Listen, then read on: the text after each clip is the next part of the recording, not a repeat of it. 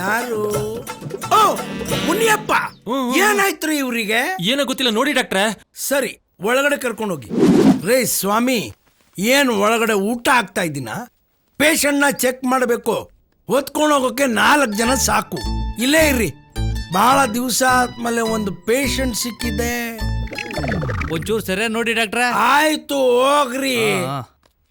ಮುನಿಯಪ್ಪನಿಗೆ ಏನಾಯ್ತು ಏನೋ, ನನಗಂತೂ ಟೆನ್ಷನ್ ಆಗ್ಬಿಟ್ಟಿದೆ.